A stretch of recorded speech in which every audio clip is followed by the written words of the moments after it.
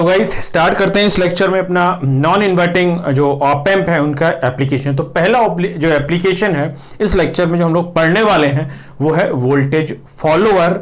इसका दूसरा नाम है यूनिटी गेन एम्पलीफायर और तीसरा नाम जो है बफर। ठीक है, तो पहला एप्लीकेशन स्टार्ट करता हूं नॉन इन्वर्टिंग एम्पलीफायर का। ठीक है, सो application of non inverting op amp. ठीक है, टॉपिक का नाम ये रहा। अब इसके अंदर पहला जो एप्लीकेशन है वो कौन सा बताने जा रहा हूं मैं, वोल्टेज फॉलोअर।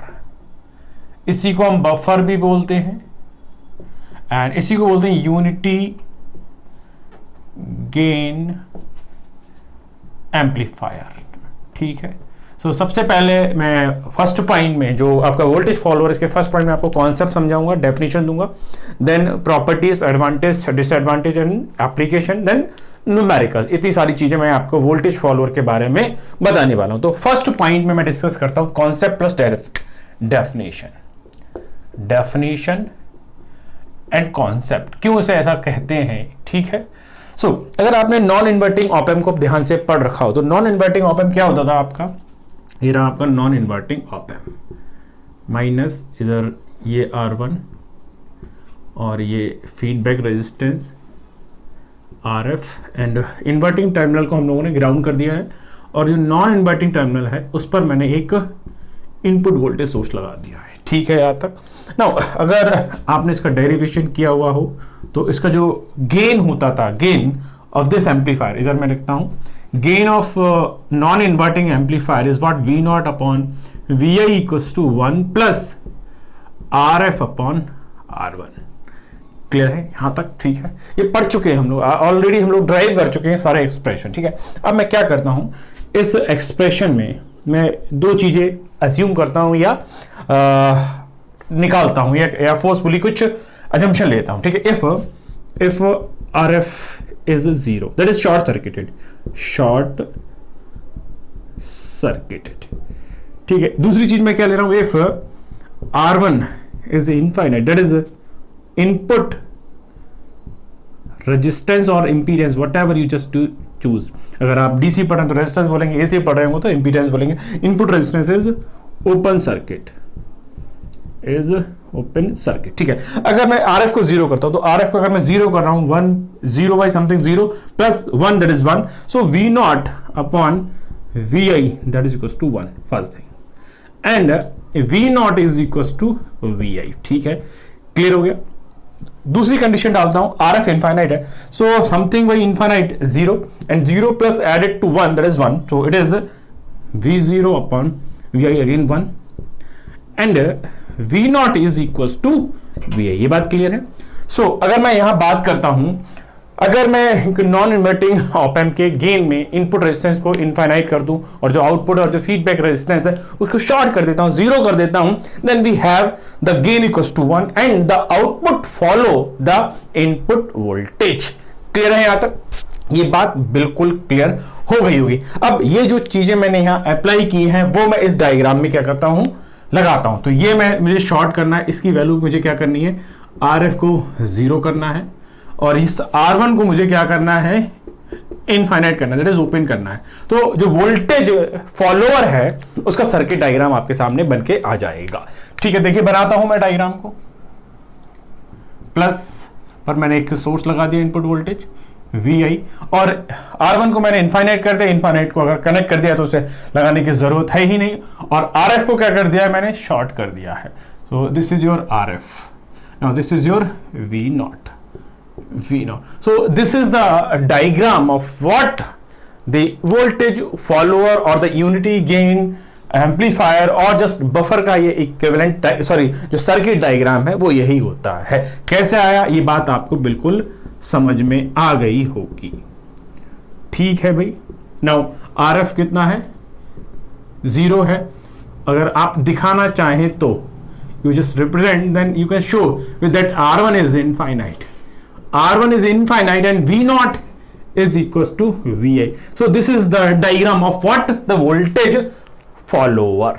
क्लियर है, कॉन्सेप्ट क्लियर हो गया। अब मैं अगर डेफिनेशन की बात करता हूं तो डेफिनेशन क्या है, जो वोल्टेज फॉलोअर है ये किससे बना हुआ है कि नॉन इन्वर्टिंग ऑप एम्प से बना हुआ है। तो मैं सिंपल सी डेफिनेशन देता हूं, a voltage follower is a non inverting op amp whose gain is in unity and input resistance is infinite and output resistance is 0। Clear है। सो मैं बड़ी सिंपल सी डेफिनेशन देता हूं, देखिएगा डेफिनेशन क्या मिलेगी। ठीक है, सो it is a non inverting op amp whose gain is unity when R1 is infinite and RF is 0 ohm। ठीक है, क्लियर है। तो एक वोल्टेज फॉलोअर क्या है, वोल्टेज फॉलोअर एक ऐसा सर्किट, एक नॉन इन्वर्टिंग सर्किट है जिसका जो गेन है वो 1 होता है जब R1 इनफाइनाइट और RF क्या हो, 0 हो। क्लियर है, यहां तक डेफिनेशन ओके हो गई है और जो कॉन्सेप्ट है वो भी बिल्कुल आपको क्लियर हो गया होगा। सो सेकंड पॉइंट में हम लोग बढ़ते हैं इसकी प्रॉपर्टीज की तरफ। तो स्टार्ट करते हैं प्रॉपर्टीज। तो सेकंड पॉइंट में हम लोग स्टार्ट करते हैं प्रॉपर्टीज। सेकंड पॉइंट देखते हैं प्रॉपर्टीज का। प्रॉपर्टीज, ये सेकंड पॉइंट है इसका। नाउ प्रॉपर्टीज देखिएगा, पहली प्रॉपर्टी क्या है इसकी, V not upon VI is 1, that is gain is unity. ठीक है, गेन कैसा, unity. Now when gain is unity V not equals to VI। ठीक है, ये जो वोल्टेज फॉलोअर है इसको वोल्टेज फॉलोअर क्यों बोलते हैं, बिकॉज इसका जो गेन है वो यूनिटी होता है। जब गेन यूनिटी होगा then output follow the input voltage और the wave form, that's why it is called the voltage follower. ठीक है, तो क्या लिखते हैं, gain is unity, so voltage follows the input voltage, so called voltage follower। ठीक है, यहां तक तो पहली प्रॉपर्टी क्लियर हो गई। सेकंड प्रॉपर्टी की मैं बात करता हूं। नाउ सेकंड प्रॉपर्टी, अब जो ये वोल्टेज फॉलोअर है वो किससे बना हुआ है, आपका नॉन इन्वर्टिंग ऑप एम्प से बना हुआ है। और नॉन इन्वर्टिंग ऑप एम्प में जो फेज शिफ्ट होता है वो कितना होता है, 0 डिग्री। सो फेज शिफ्ट कितना होगा इसका, phase shift is 0 degree. Then third property देखते हैं, input resistance is infinite. So अगर आइडियल की बात करते हैं, for ideal voltage follower the input resistance is infinite and for practical purpose it is very large, ठीक है यहां तक। then next property is what, the output resistance, the output of the feedback resistance is 0 or this open circuit and short circuit. Next property is what, we have gain unity, phase shift 0, input resistance very large, that is open circuit or the infinite, feedback resistance or output resistance is 0 or very low। अगर मैं बात करूं 100% negative feedback, Y, because जो भी आपका output पे जा रहा है, अगर मैं डायग्राम की बात करता हूं तो यही तो इसका डायग्राम है।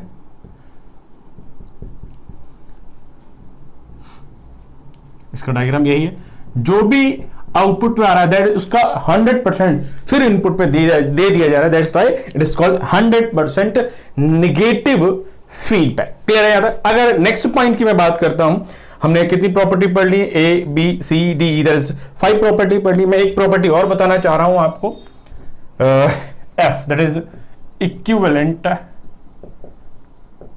Circuit of voltage follower. ठीक है, तो मैं कुछ नहीं करता हूं, मैं जो नॉन इन्वर्टिंग ऑप एम्प है उसका इक्विवेलेंट डायग्राम बनाता हूं, उसके डायग्राम पर मैं क्या करता हूं, इन दोनों चीजों को लगा देता हूं, there is unity gain plus RF 0 R1 infinite.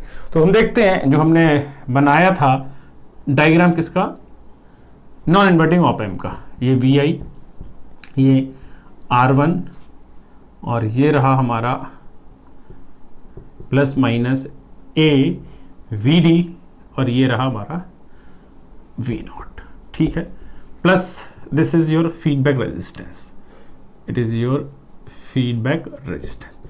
यही डायग्राम हमने पढ़ा था कहाँ, आपका जो यूनिटी सॉरी जो नॉन इन्वर्टिंग ऑप एम्प है उसका इक्विवेलेंट डायग्राम पढ़ाया था। अब मुझे यहाँ क्या करना है, मुझे इस R1 को क्या करना है, इन्फाइनाइट करना है, इस RF को क्या करना है, 0 करना है, और इस A को क्या करना है, 1 करना है, और जो VD होता था वो क्या होता था, V2 माइनस V1, बट ये नॉन इन्वर्टिंग है, ये 0, और V2 बराबर क्या है, VI है, सो इट इज VI। इतने सारे मॉडिफिकेशन करके हम जो वोल्टेज फॉलोअर है उसका इक्विवेलेंट सर्किट भी ड्रॉ कर सकते हैं। तो देखिए ड्रॉ करते हैं, ये रहा VI और ये ओपन सर्किट क्लियरली दिख रहा है,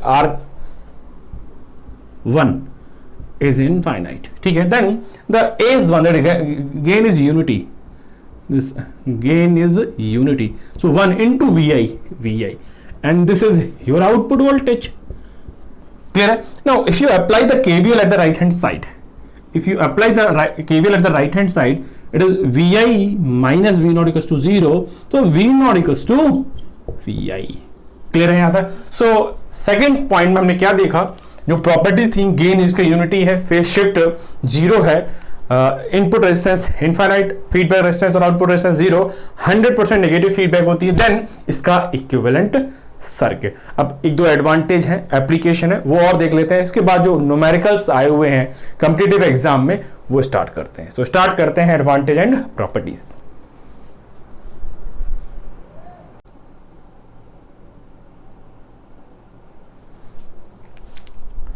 सो स्टार्ट करते हैं एडवांटेज और एप्लीकेशन। नाम एडवांटेज क्या है, voltage follower minimises the interaction between two stages and eliminates inter stage loading. So loading का मतलब क्या होता है, अगर आपने मेजरमेंट में पढ़ रखा हो, एक आइडियल वोल्ट मीटर जो है अगर इसका इंटरनल रेजिस्टेंस इनफाइनाइट है और एक आइडियल मीटर इसका इंटरनल रेजिस्टेंस 0 है, then they will take zero amount of power to drive it, that means they do not cause any loading। Similarly अगर मैं बात करता हूं एनालॉग में या इलेक्ट्रॉनिक्स में, तो जहां भी आपको लोडिंग नहीं चाहिए या दो चीजों के बीच में इंटरेक्शन क्रिएट कराना है without any loading, then you require voltage follower. क्यों करते हैं, क्योंकि वोल्टेज जो फॉलोअर है उसका गेन है वो कितना है, यूनिटी है। जब गेन यूनिटी है तो ये अगर दो स्टेजों के फर्स्ट और सेकंड स्टेज के बीच में लगाया जाएगा तो इसका गेन 1 है और किसी चीज से मल्टीप्लाई होगा तो इसका गेन सेम ही रहेगा। जो भी चीज सपोज इसका गेन जो है पर्टिकुलर ए है तो ए से 1 मल्टीप्लाई होगा तो 1 ही रहेगा, क्लियर है। सो ये जो है कोई भी इंटर स्टेज लोडिंग को क्रिएट नहीं करता है। दैट द एप्लीकेशन ये दिखा है, voltage follower is used to isolate two cascaded stages of a circuit. So it is in general use to isolate two stages, first and second stages. That's why the application are buffer amplifier. Buffer means the gain is 1. The gain is 1. ठीक है, तो आप इसको कहीं भी लगाएंगे तो जिस सर्किट में लगा रहे हैं तो वहां का गेन जो है वो अफेक्टेड नहीं होगा। देन आइसोलेशन एम्पलीफायर दो स्टेजेस को आइसोलेट करने के लिए यूज होता है। क्लियर है कि आइसोलेट कैसे हो रहा है, क्योंकि इसका इनपुट रेजिस्टेंस जो है वो इनफाइनाइट है और आउटपुट रेजिस्टेंस कैसा है, 0 है। ठीक है, then impedance matching, when a driver circuit having high output resistance and drives a load having low input resistance। so ये impedance matching में भी यूज होता है जहां आपको input resistance हाई चाहिए और output resistance कैसा चाहिए, 0। और लास्ट अगर इसका यूज मैं समझूं तो इंस्ट्रूमेंटेशन एम्पलीफायर जो है, जो हम नॉन इन्वर्टिंग ऑप एम्प के एप्लीकेशन पढ़ रहे हैं, जैसे मैं पहला एप्लीकेशन पढ़ा है मैंने वोल्टेज फॉलोअर, फिर मैं दूसरा पढ़ाऊंगा averaging amplifier, then difference amplifier, फिर है इंस्ट्रूमेंटेशन एम्पलीफायर। तो वहां आपको वोल्टेज फॉलोअर देखने को मिलेगा और क्यों यूज करेंगे ये भी क्लियर हो जाएगा। क्लियर है। सो थ्योरेटिकल पार्ट की अगर मैं बात करता हूं, डेफिनेशन, कॉन्सेप्ट, प्रॉपर्टीज, एडवांटेज और एप्लीकेशन क्लियर हो गए होंगे। अब जो कुछ कंप्यूटर एग्जाम में हमारे क्वेश्चंस आए हुए हैं उनको कर लेते हैं जिससे कि कॉन्सेप्ट और अच्छा हो जाए। तो स्टार्ट करते हैं numerical part. Numerical part start करते हैं। पहला न्यूमेरिकल है आपके सामने, the voltage gain of N ideal voltage follower is. तो अगर याद हो आपको, वोल्टेज गेन जो है वोल्टेज फॉलोअर का कितना होता है, V not upon VI is equals to 1। और अगर फेज शिफ्ट भी पूछ लिया जाए तो कितना होता था, फेज शिफ्ट 0 डिग्री, क्योंकि ये जो बना होता है किससे बना होता है, आपका नॉन इन्वर्टिंग ऑप एम्प से। तो इसका आंसर जो है वो ए क्लियर होगा। ठीक है, सेकंड क्वेश्चन देखते हैं। Voltage follower is used as, first है statement, as an isolation amplifier then buffer amplifier. So ये जो वोल्टेज फॉलोअर इसके एप्लीकेशन आपने ध्यान से देखे होंगे, बफर है, आइसोलेशन एम्पलीफायर है, इंपीडेंस मैचिंग है, इंस्ट्रूमेंटेशन एम्पलीफायर, 4 जगह मैंने आपको बताया था इसका यूज होता है। तो आइसोलेशन एम्पलीफायर की तरह भी इसको हम लोग यूज करते हैं, पहला स्टेटमेंट भी सही है, और बफर एम्पलीफायर की तरह भी यूज होता है, ये दोनों भी सही है। यानी कि जो दोनों स्टेटमेंट हैं वो करेक्ट है, और जब दोनों स्टेटमेंट करेक्ट है तो इस क्वेश्चन का जो आंसर होगा वो क्या सही होगा, सी बिल्कुल करेक्ट होगा। ठीक है, बढ़ते हैं नेक्स्ट क्वेश्चन के लिए। सो नेक्स्ट न्यूमेरिकल देखते हैं। The operational amplifier circuit shown in figure having a voltage gain of unity has, पहला ऑप्शन है high input impedance and high output impedance, high input impedance low output impedance B option में है, फिर है C option में low input impedance and low output impedance, और last option जो है low input impedance and high output impedance. अगर इस डायग्राम को ध्यान से देखें तो positive that is non inverting terminal पे सप्लाई दे रखा है, और जो inverting terminal that is feedback to the output. Clear है? सो ये जो डायग्राम है, गिवन डायग्राम किसका है, it is voltage follower, voltage follower. और वोल्टेज फॉलोअर की क्या क्या प्रॉपर्टीज होती थी अगर आपको याद हो, पहली प्रॉपर्टी क्या होती थी, जो गेन है वो 1 है, फेज शिफ्ट 0 है, देन इनपुट रेजिस्टेंस जो है वो इनफाइनाइट है, आउटपुट रेजिस्टेंस जो है वो 0 ओम है, एंड 100% निगेटिव फीडबैक। ठीक है, that means 100% of output is going to the input at the negative terminal, that's the negative feedback। so इतनी प्रॉपर्टीज हमने वोल्टेज फॉलोअर की पढ़ी थी। तो सिंपल सा ऑप्शन है high input and low output impedance, जिस ऑप्शन में होगा वो ऑप्ट करेंगे।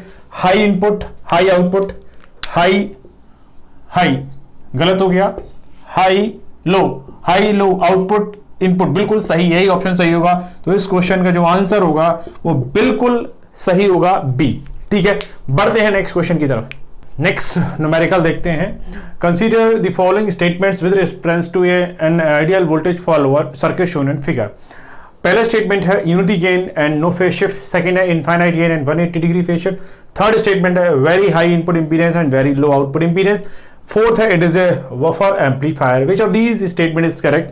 पहला ऑप्शन है फर्स्ट एंड थर्ड, नेक्स्ट है सेकंड एंड फोर्थ, सी है फर्स्ट थर्ड एंड फोर्थ, और लास्ट है first second third and fourth. तो ये गिवन सर्किट जो है एक वोल्टेज फॉलोअर सर्किट है, और वोल्टेज फॉलोअर सर्किट की जो प्रॉपर्टी होती है, वोल्टेज फॉलोअर, उसकी क्या प्रॉपर्टी थी? पहली प्रॉपर्टी अगर आपको याद हो, गेन जो है वो 1 होगा, फेज शिफ्ट जो है वो 0 डिग्री होगा, इनपुट रेजिस्टेंस जो है या इंपीडेंस जो भी माने आप इनफाइनाइट होगा, और आउटपुट रेजिस्टेंस और जो फीडबैक रेजिस्टेंस है वो 0 होगा, और जो फीडबैक है 100% फीडबैक, 100% फीडबैक। ठीक है यहाँ तक? तो इतनी सारी प्रॉपर्टीज हैं, देखिए कौन कौन से स्टेटमेंट में गिवन है, वही ऑप्शन हमारे सही होंगे। So unity gain and no phase shift ये बिल्कुल सही है, यानी कि ये बिल्कुल करेक्ट है। इनफाइनाइट गेन 180 डिग्री ये गलत है। तो देखिए दूसरा जिसमें नहीं है वो काट दीजिए, दूसरा किसमें नहीं है, दूसरा इसमें है खत्म कर दीजिए, दूसरा इसमें है खत्म कर दीजिए। ठीक है, और पहला इसमें है। ठीक है यहाँ तक, यानी कि अभी तक ए और सी की चॉइस है। Next very high input impedance and very low output impedance, ये भी सही है, फर्स्ट थर्ड बिल्कुल करेक्ट है।